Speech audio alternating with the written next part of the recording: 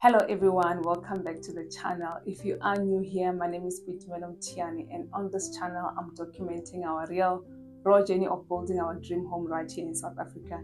So guys, today we are diving into one of the biggest frustrations that I know many of you will face or have faced when building your home, and that is builder quotations. Builder quotations on paper look simple. You get a price, you get a timeline, you get a promise. But when you dig deeper, there are often hidden details, gray areas, and sometimes tricks that builders do not even highlight upfront. So today's video, or discussion rather, basically builds up from the builder quotation video that I presented to you in my last video, because the lady that sent me the quotations from Bolt 2 actually gave me feedback and told me that whilst they were watching the video, her and her husband actually realized that there were some things that I was highlighting in their quotations that they completely overlooked. And that really struck me, because I then realized if we are missing such important details, in our quotations, and sometimes, it's not even our own fault, because some of these builders structure their quotations in a strange way, but it just shows how easy it is for important costs to slip through the cracks. So in today's video, I'm going to share with you 10 things that builders do not tell you when they quote you. And by the end of the video, you'll know exactly what to look out for, how to protect yourself, and how to budget realistically so that your dream home doesn't turn into a nightmare. Let's get into it.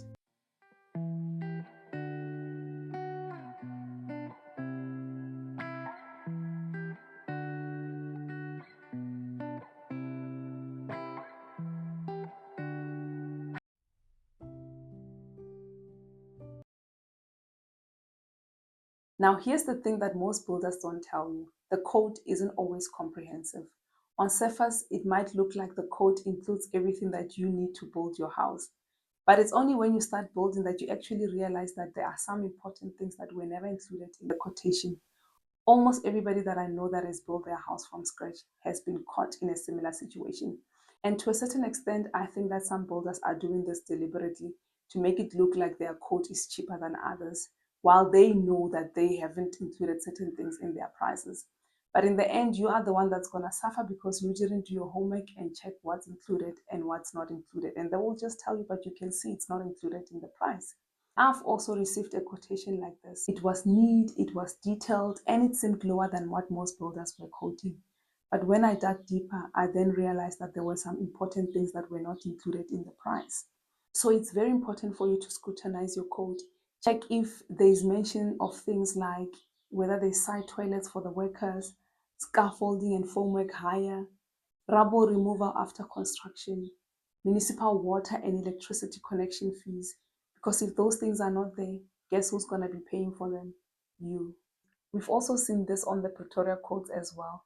If you look at this code from build 2 of that video, this code is clearly missing some very important key items such as site establishment labor, labor for the slab work, including steel fixing labor, formwork and shuttering labor, concrete placing labor.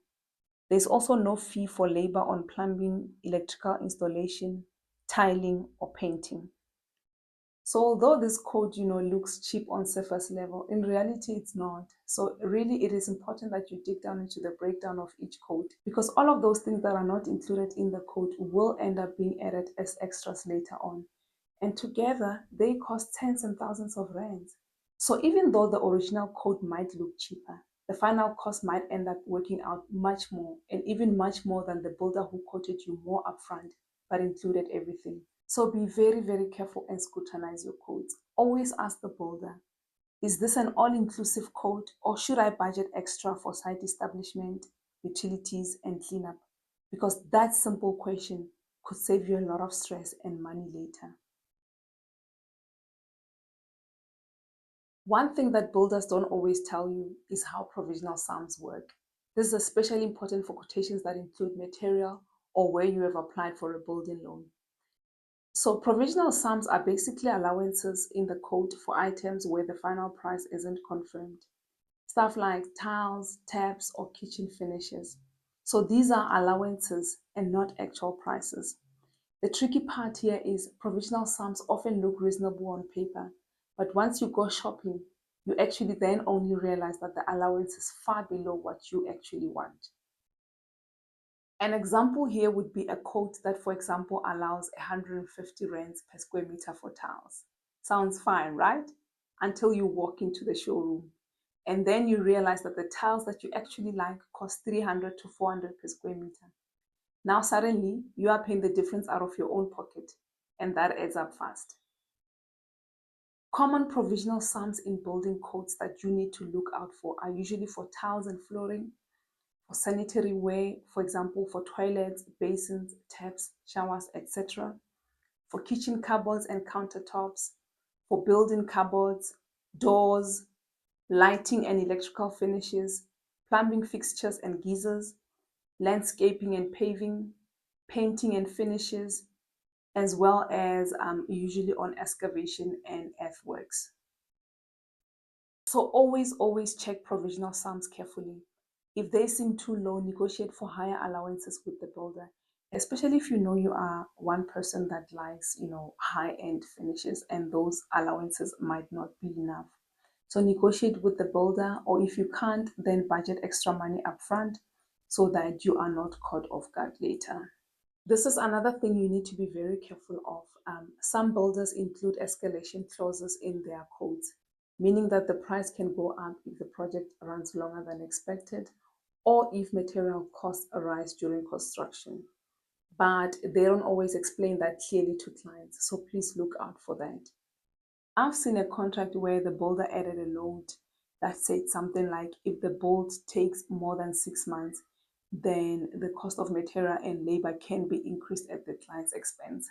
So builders will add such clauses to your contract or to your quote, and if you do not scrutinize it, you might end up being stuck in an awkward situation. So sometimes they will add fine prints or clauses like, final contract sum will be adjusted based on supply increases at the time of construction, or escalation at X% per month will apply beyond the contract start date.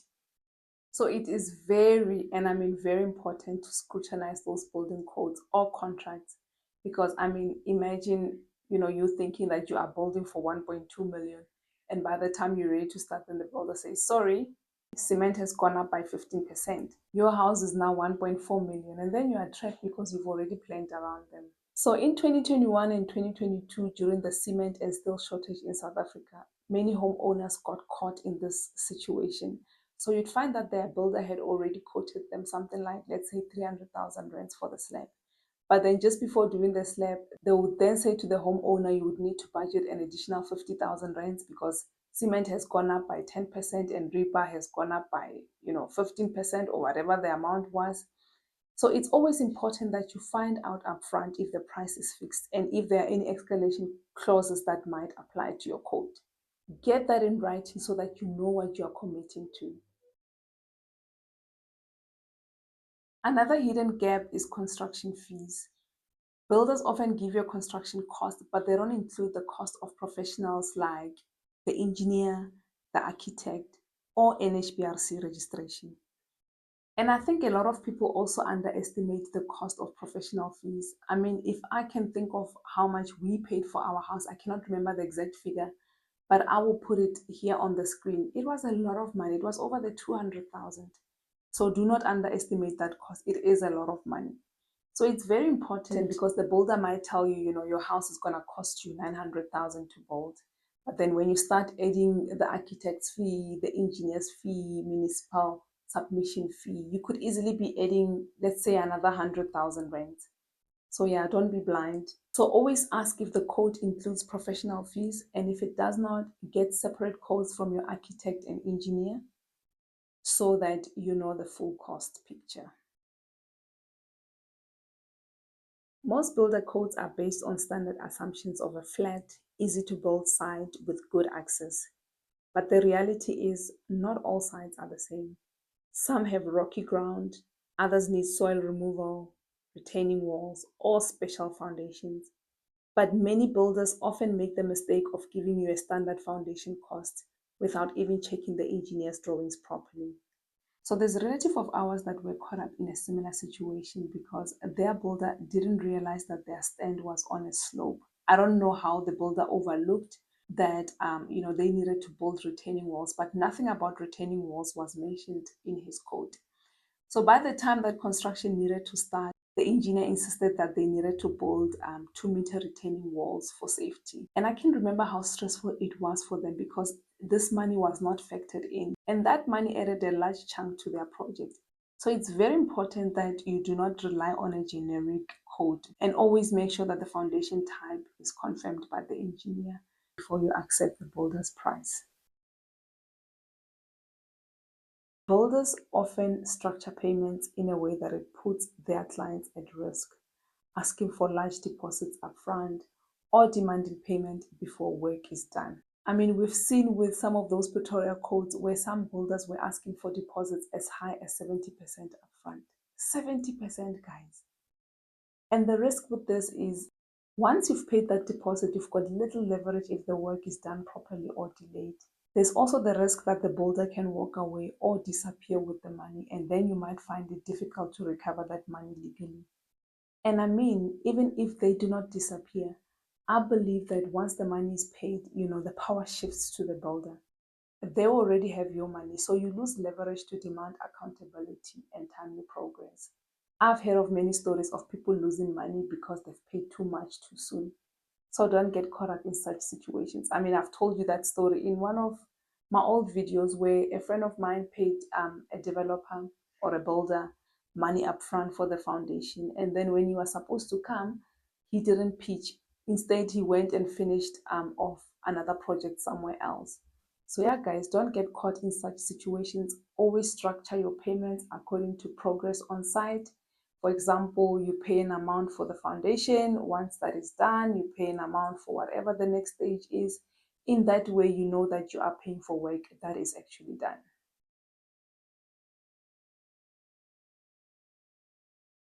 Another surprise for homeowners is that builder codes often exclude things like driveways, paving, landscaping, or boundary walls.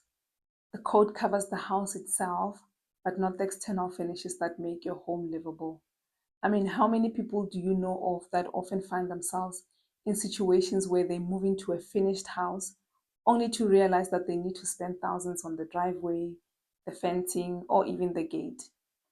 Those costs weren't mentioned in the original builder's code and you didn't ask.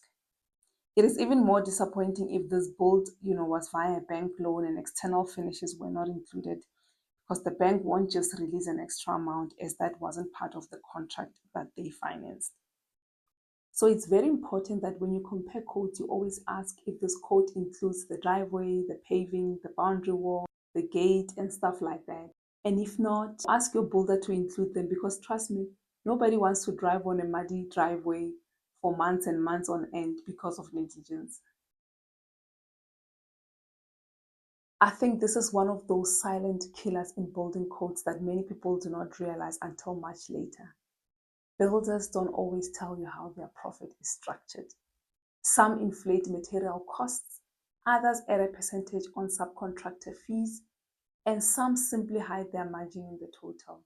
A builder might charge you 35,000 for scaffolding hire, but when you check directly with the supplier, you might find that scaffolding for that period would have cost about 20,000. That extra 15,000 is essentially the builder's hidden markup. The sad part is they tend to add this markup on just about everything. There's nothing wrong with the builder making profit, don't get me wrong, but it's fair to ask for transparency. Compare codes carefully, request a breakdown of major cost items, and if possible, ask them to separate the labor, the material costs, and the profit or overhead margins in the quotation. Not all bricks and cement finishes are equal, but the builders tend to coat bricks or paint without specifying the brand or quality. This can lead to big differences in the final home. For example, the two codes might say paint house exterior, but one builder uses a cheap brand that fades in a year, while another builder uses a high quality brand that lasts much longer. Unless you check, you won't realize why one code is cheaper. So always ask your builder for a specification sheet of key materials. This is sometimes referred to as a schedule of finishes. This specifies the exact brand and model of the items, as well as the grade of materials, for example, the cement strength, the aluminum window profile thickness, the roof truss timber type, and things like that. So don't be afraid to question anything because quality matters and you are the one that must live in the house after all. And finally, many builders will give you very optimistic timelines, often promising project completion in like 6 months, when in reality, that could take 9 or 12 months. We've seen this with one of the Pretoria codes where a builder was promising a 4-month completion timeline on a double-story home. I mean, the builder doesn't know that either. I mean, in the end, that could even take a year because of maybe delays with subcontractors or supply on materials. These are things beyond the builder's control. So for him to promise a timeline of 4 months, I think is a bit optimistic. So be very careful because you don't want to find yourself in a situation where you've budgeted for 4 months rent but end up paying 12 months, as that can be a huge financial strain. So it's important to always add a buffer when it comes to timelines. If a builder says 6 months, realistically plan for 8 or 9 months. That way, if there are delays, then you know that you are prepared. So there you have it, guys. I've highlighted 10 things that you need to look out for that builders don't tell you when they quote you. And if there's nothing else that you take from this video, let it be this. The cheapest price isn't always the real price. A quote isn't just about numbers. It's about clarity, it's about honesty, and it's about protecting yourself from nasty surprises down the road.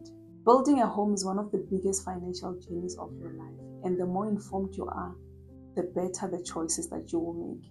Don't be afraid to ask tough questions, to demand detailed breakdowns, and to walk away if something doesn't feel right. Because at the end of the day, this isn't just about cement and bricks. This is about your dream, your family's security, and your legacy. So I have designed a building code checklist, which is basically a step-by-step guide or list of items that you should check for when reviewing a builder's code.